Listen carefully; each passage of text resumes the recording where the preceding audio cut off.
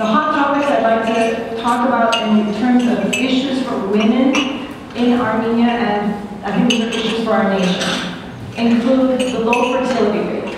So in Armenia, as in almost every republic in the former Soviet Union, not including Azerbaijan, however, women have less than two, on average, families are having less than 2 children, which we call the replacement rate. That is an issue that's really important for national security, because with all the outmigration we have in Armenia, the premature death rates that we have, in addition to the lack of replacement for children, there are some demographic calculations that say we will not have enough people to man our army in Armenia by the year 2050. Any single woman can attain complete control over her body. We can certainly go a long distance in implementing policies and practices that will at least increase our ability to ensure good health for ourselves, our families, and our communities. That's where the public health comes in. AIWA already has done so much to advance this cause over the past few decades, and I thank each and every one of you for your support of this remarkable organization. And I'm also thrilled to be joining you in all your various efforts here and in the future. AIWA is very much committed to reducing violence in women's lives in Armenia, and as you've already heard, we are the major supporter of the Women's Support Center in Yerevan. Again, thanks for your support of AIWA and all you do to improve the lives of Armenian women and others in whatever ways you can.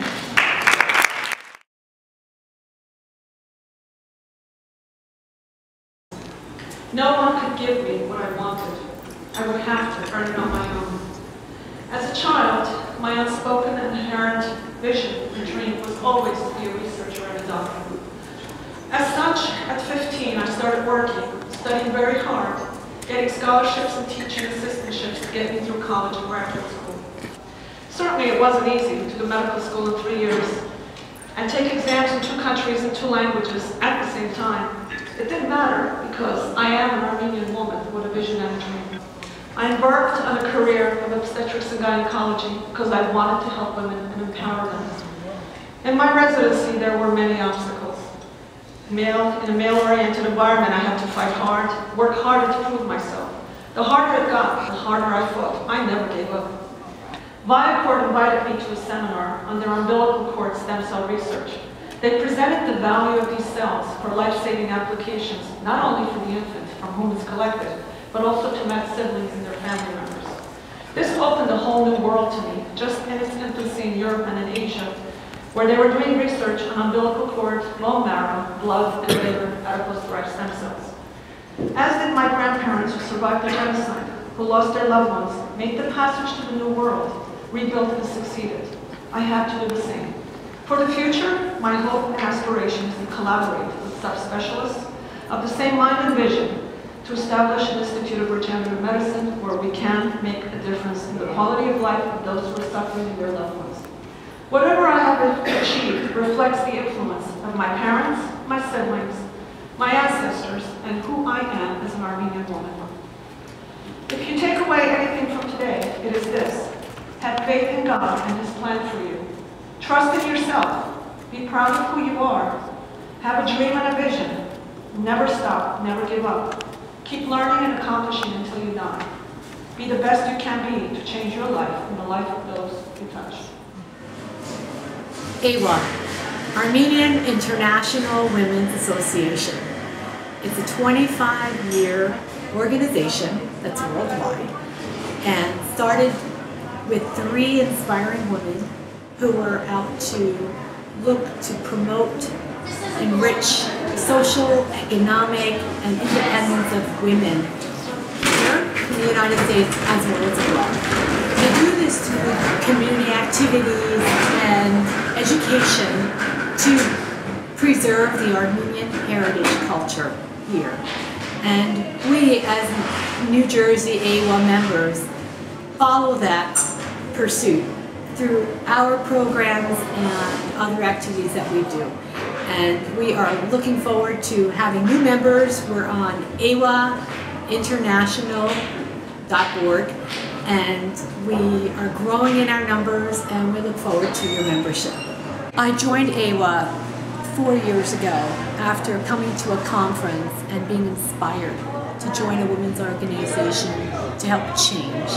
What does it mean for me to be an AIWA woman? It means to surround myself with independent, strong-minded women, to be a role model for my daughters as well as other young women who have a dream to be more than what they dream to be.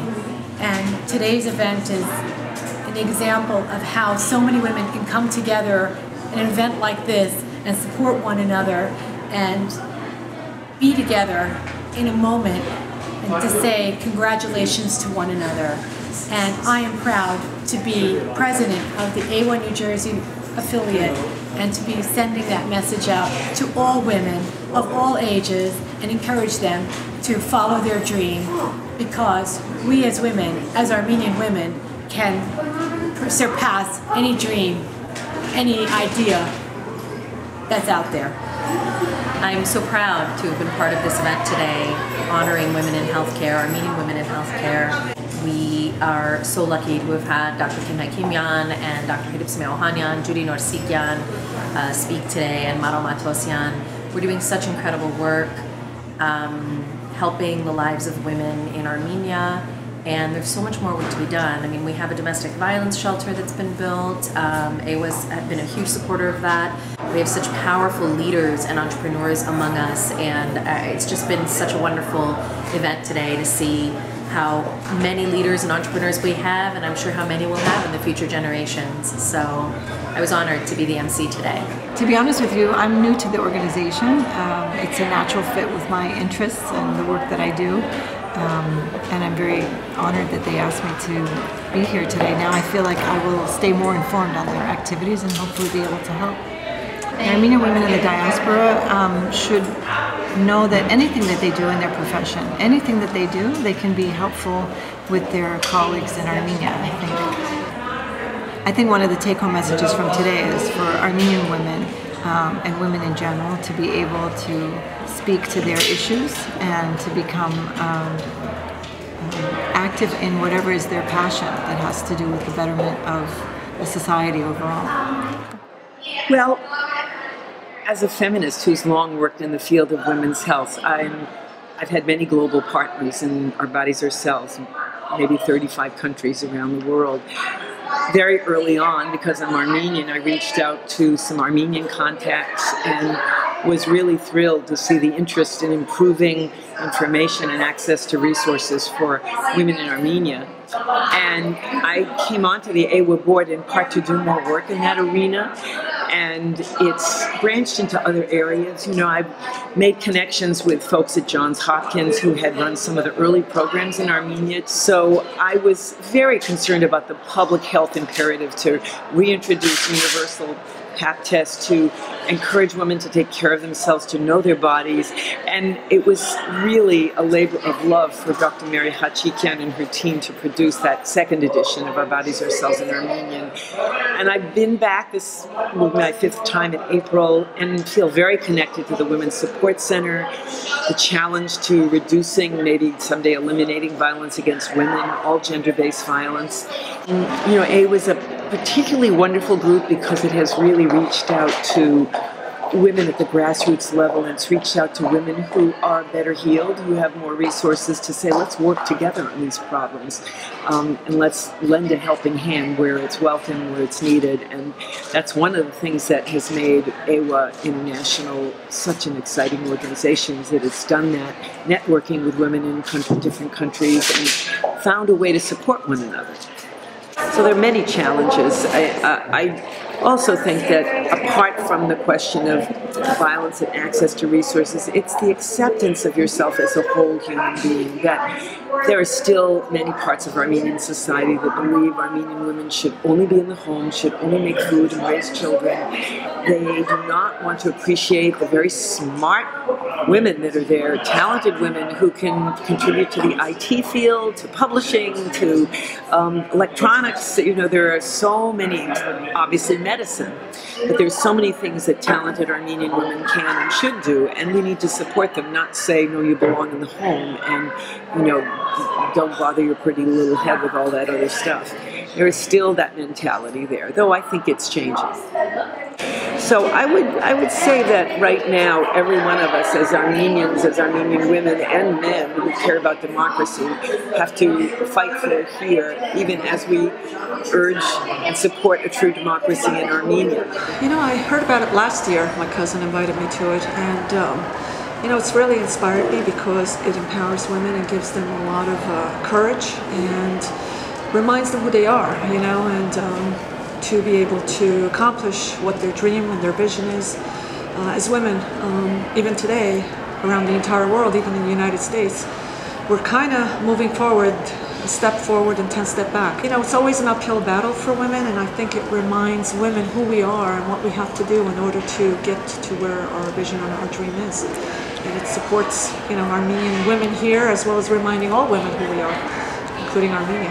Don't let anyone suppress you, because obviously there's a lot of suppression going on in my own family, my own family members. There were those who encouraged me, there are those who tried to suppress me, so believe it or not, I kind of had to do what I did sort of secretively. And do I believe things are written in your genes and your inheritance because of what we've gone through as a nation, as Armenians? Probably.